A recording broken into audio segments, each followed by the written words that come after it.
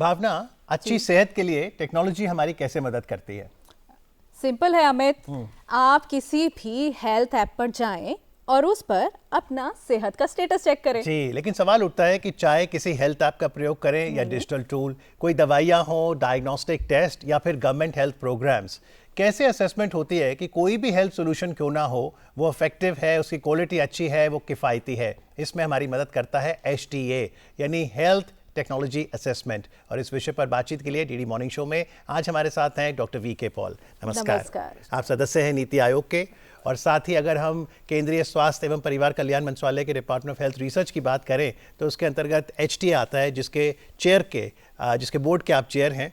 तो doctor Paul, सबसे पहले तो यही बताइए, HTA हेल्थ टेक्नोलॉजी असेसमेंट, इस कॉन्सेप्ट को हम कैसे समझें? जैसे अभी दिखाया गया अच्छे तरीके से कि नई दवाएं आ रही हैं, नए टेस्ट आ रहे हैं, अब डिजिटल टूल्स आ रहे हैं, और इसी प्रकार से जब आप नए कार्यक्रम शुरू करते हैं, चाइल्ड हेल्थ का कार्यक्रम है, कैंसर के लिए हेल्थ का कार्यक्रम आप कर रहे हैं, तो उसमें जो आप करोगे, जो इंटरवेंशन आप लेके जाओगे, वैक्सीन आ रहा है, तो हमने ये सुनिश्चित करना है 3 चीज़ें कि क्या ये वो काम करेगा जिसके लिए कि हम इस टेस्ट को, इस दवाई को आगे ले जा रहे हैं, कि वो बीमारी की इम्प्रूवमेंट करेगा, मॉर्टेलिटी कम करेगा। तो पहला मुद्दा ये सबके सामने आता है जी।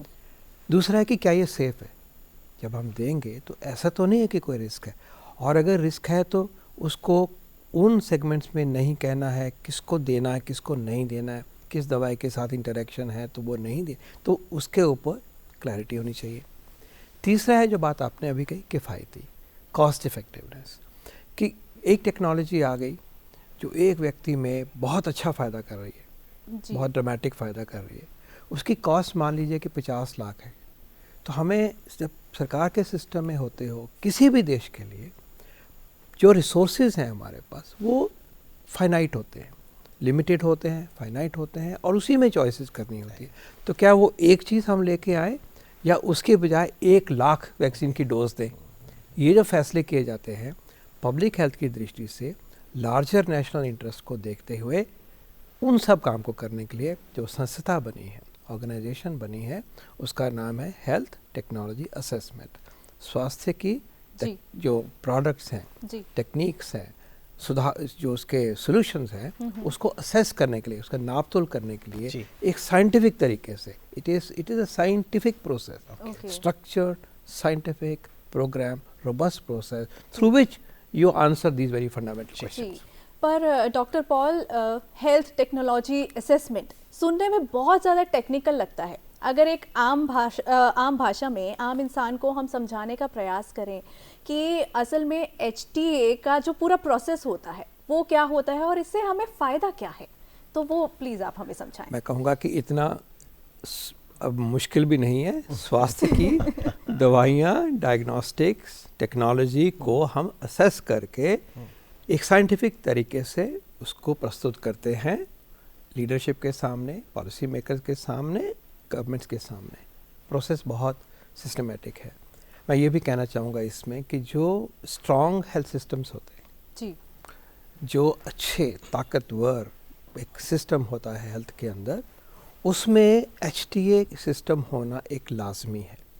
किसी स्टेज पे ये हमारे पास नहीं था, ये पिछले 8-9 साल में ही इसकी रूपरेखा बनी है। 2017 से HTA एग्जैक्टली, तो तब था, उससे पहले नहीं था। धीरे धीरे देश में हम जैसे आगे बढ़ रहे हैं, संस्थाएं बन रही हैं, संस्थाओं का विकास हो रहा है, संस्थाएं जो है, ऑर्गेनाइजेशंस हैं, they are being made strong and strong. But Dr. Paul, so one of those very important organization, the pillars of a strong health system is to have an organization, a center, a system of this nature. So I'll tell you how it functions, but before that your question. The curiosity I had was कि 2017 से पहले health solution कैसे assess होता था? होते थे। अच्छा। और उसमें भी प्रोसेस रहा है, और उसमें टेक्निकल कमेटीज़ बनती थी, उसके ऊपर सारी चर्चाएं होती थी, हमें एकेडेमिया से जुड़ते थे, सवाल पूछते थे, डेटा देखते थे, प्रोसेस तो इमर्ज हो रहे थे और उनका इस्तेमाल होता था, और उन्होंने डिलीवर भी करा।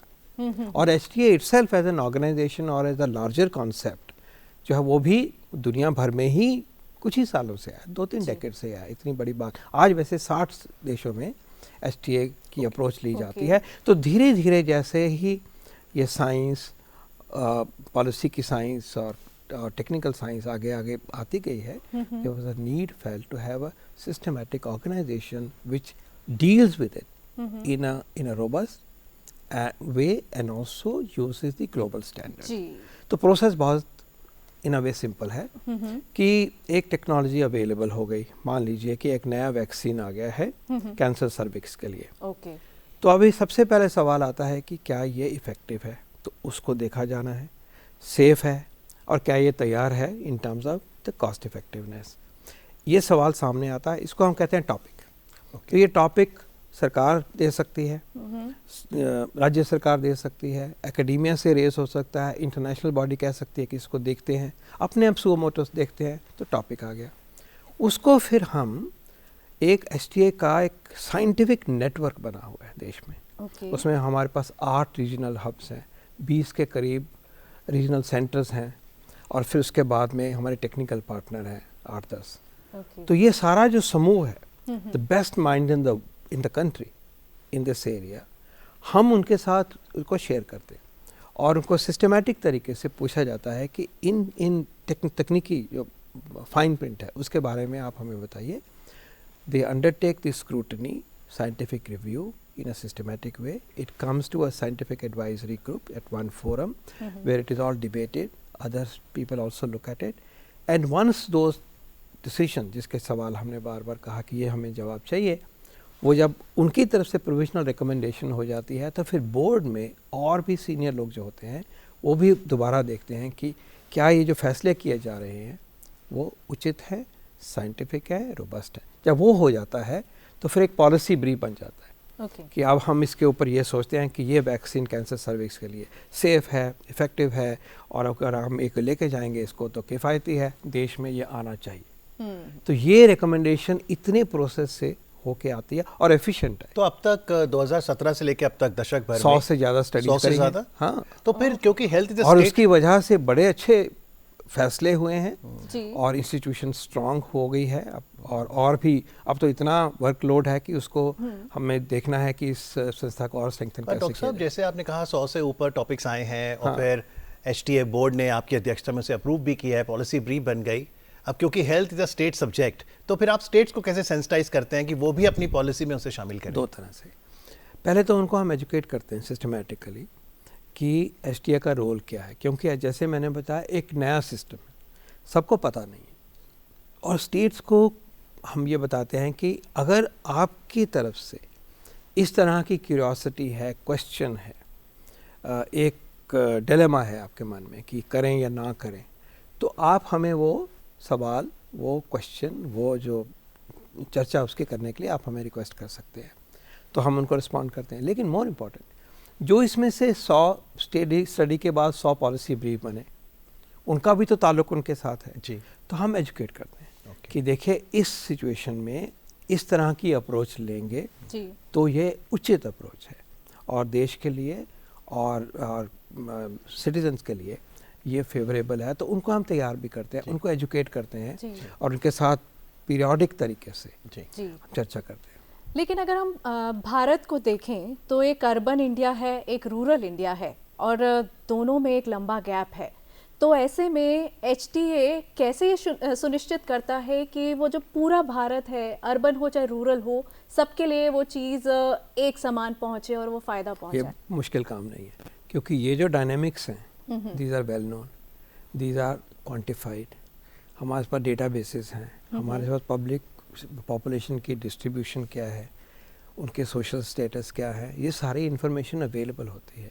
और जब हम ये बात करते हैं कि ये कॉस्ट इफ़ेक्टिव है, जैसे ये जब जाएगा, तो वो उस नज़र से जब इस चीज़ को देखा जाता है तो ये सारे मुद्दे जो हैं वो ख्याल करें। तो डॉक्टर पॉल, कुछ उदाहरण के माध्यम से समझते हैं कि HTA ने जो पॉलिसी ब्रीफ की, कैसे उसका लाभ जनता तक पहुंचा।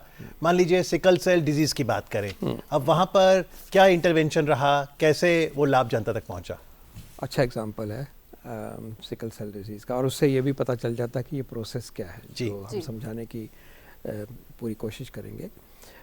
सिकल सेल डिजीज़ हमारे 11 प्रदेशों में हमारे ट्राइबल भाई बहन जो है उनकी फैमिली से ये में एक जेनेटिक डिजीज़ चली हुई है। माननीय प्रधानमंत्री जी का हमेशा से आदेश रहा है कि इस बीमारी को एड्रेस किया जाए, और उन्होंने अपनी तरफ से बहुत बहुत काम किया था गुजरात में इस पे। तो उसके एक मुद्दा ये बनता है कि स्क्रीन करा जाए।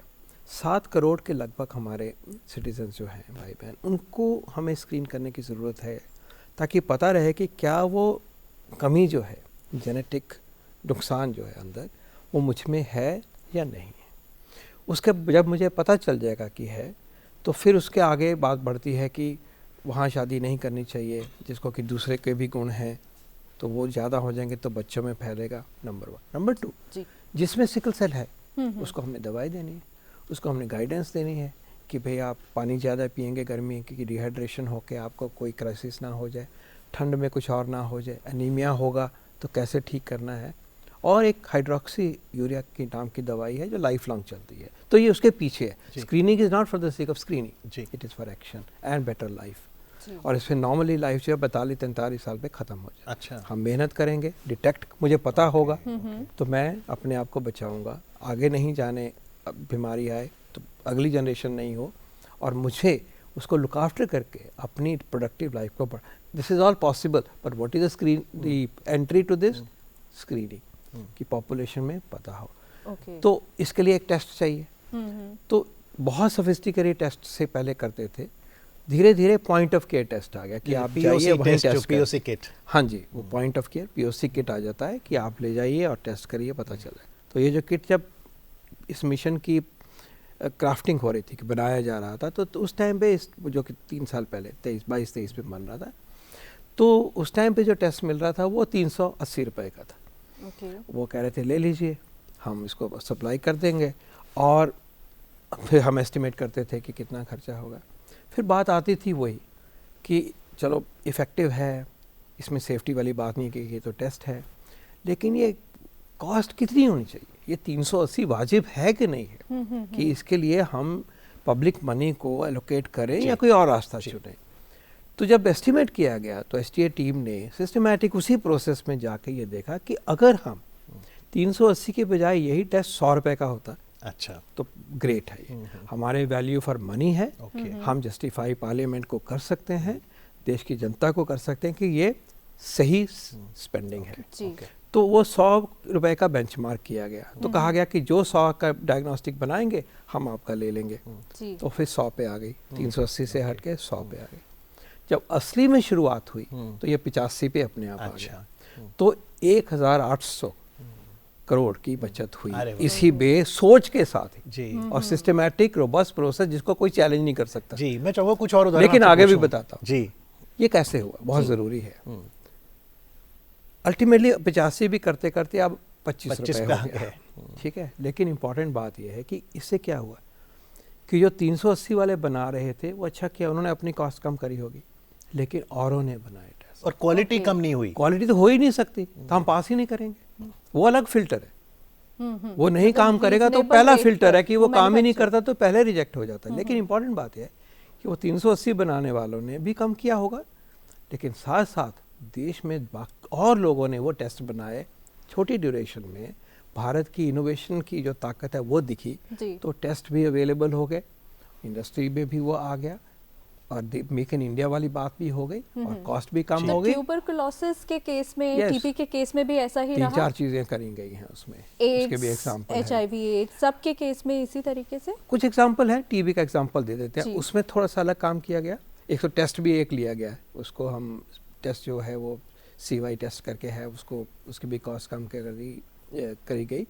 लेकिन उसमें एक और पार्ट किया गया कि जो क्या हम digital x-ray, hand held x-ray आ गए हैं, हाथ में पकड़ो और एक्सरे आप कहीं भी कर लीजिए, क्या ये सिस्टम हमारे लिए ठीक है? और उसके ऊपर AI की लेयर होती है जो बताती है कि ये मोस्ट लाइकली TB है या नहीं है, या नहीं है, उसको अलग कर देता है, और सस्पिशन है तो फिर आगे बढ़ते हैं। तो उसकी असेसमेंट करी गई कि अगर हम इस्तेमाल करेंगे इसको तो क्या हमारा प्रोग्राम मिस तो नहीं करेगा, हमारे प्रोग्राम में कोई कमी तो नहीं रह जाएगी, कोई छूट तो नहीं जाएगा, ये एक्यूरेट होगा कि नहीं होगा। तो उस चीज़ को सिस्टमैटिक स्टडी भी इसी प्रक्रिया के इसी सिस्टम में निहित होता है। जी। उसको भी करा गया। ड्रग रेजिस्टेंट टीबी में ओके। दवाइयों का ये आपके ये कि नपा तोला गया कि भाई अगर हम ड्रग रेजिस्टेंट टीबी में ये दवाइयाँ देंगे तो क्या ये काम करेंगी कि नहीं करेंगी, उसी सिस्टमेटिक प्रोसेस से ऐसे भी जवाब दिए गए। जी। तो टीबी के कार्यक्रम में मदद जी, के एग्जाम्पल भी हैं। पीएमजे प्रोग्राम की बात करूंगा क्योंकि आयुष्मान भारत से बहुत से घर परिवारों को लाभ मिला है, जहां पर 5 लाख रुपए की हेल्थ इंश्योरेंस की बात है। तो जो हेल्थ बेनिफिट पैकेज है उसे भी और किफ़ायती और ऑप्टिमल बनाया जाए, उसमें भी एचटीए का योगदान रहा। बहुत इंपॉर्टेंट, बल्कि शुरू से ही, और ये मैं कहूँगा 18 से सबसे पहले वाले जो काम एचटीए ने किए थे उसमें ये बहुत बड़ा काम उठाया गया था। सवाल बड़ा सिंपल है कि एक आयुष्मान भारत प्रधानमंत्री जन आरोग्य योजना के अंतर्गत जी। हमने एक किया हुआ है फैसला कि 2000 से ज़्यादा तरह के ट्रीटमेंट के पैकेजेस होंगे। कैंसर का इलाज है, निमोनिया का इलाज है, सर्जरी है, नी सर्जरी है, स्टेंट है, कुछ भी है। तो ये 1 2 3 4 है, ऐसे मान लीजिए 1900 से ज़्यादा हैं। तो ये करना है कि इसके ऊपर प्राइस कितना हो, इसके हम पेमेंट कितनी करेंगे। आप अस्पतालों में जाते हैं या पेमेंट होती है बाहर, तो वही चीज़ के लिए कोई 40,000 कहता है, बिल्कुल, दूसरा 1,40,000 कहता है। सच्चाई कहाँ है? तो इस काम को करने के लिए सिस्टमैटिक प्रोसेस है कॉस्टिंग करने का, जिसकी बात निहित है, जो मैंने बात अभी तक कही थी। कॉस्ट इफेक्टिवनेस से कॉस्टिंग करी जाती है, कितनी कॉस्ट है जो कि वाजिब है। वो जो काम है वो सिस्टमैटिक प्रोसेस से, साइंटिफिक प्रोसेस से हर पैकेज के लिए 1500 से ज़्यादा पैकेजेस के लिए, और फिर उसके बाद और भी बढ़ा के उनके ऊपर ये काम से करा गया। तो उससे ये हमें रहता है, कॉन्फिडेंस रहता है, और हम बता सकते हैं कि वाजिब कॉस्ट ये है, और उसी वाजिब कॉस्ट के ऊपर आपका थोड़ा प्रॉफिट जो जितना होना चाहिए हम उतने पैसे आपको रीइंबर्स करें। ये तो पब्लिक मनी है। कीप इन माइंड, एचटीए एक चीज़ जो कर रहा है वो ये कह रहा है कि ये पब्लिक रिसोर्स है, this money belongs to people of India, उस कैसे खर्च होनी चाहिए, फालतू में नहीं हो सकती। तो वहाँ वो दिखाता है कि इस पैकेज के लिए मान लीजिए स्टेंट है या नी रिप्लेसमेंट है, ये रेट जो है ये आपको दिया जाए, और हम रिवाइज करते हैं कि कॉस्ट बढ़ गई है या नया डिवाइस आ गया है या कम करनी है। तो ये जो डायनेमिक प्रोसेस है इसमें एचटीए की भागीदारी शुरू से रही है, and I think this is the very very important contribution, because people then cannot challenge us to say कि आप कम देते हो या आप वेस्ट करते हो या फालतू में देते हो। ये सब इम्पोर्टेंट। बिल्कुल, हम सभी कोई ना कोई हेल्थ सोल्यूशन यूज़ करते हैं, लेकिन आज डॉक्टर पॉल ने समझाया कि कैसे वो सेफ़ है, कॉस्ट इफेक्टिव है, एविडेंस बेस्ड आउटकम दे रहा है, और इस योगदान के लिए एचटीए की पूरी टीम को बहुत बहुत धन्यवाद। आज कार्यक्रम में आके एचटीए को कॉन्सेप्ट समझाने के लिए doctor Paul, thank you very much. Thank you, धन्यवाद, थैंक यू सो मच।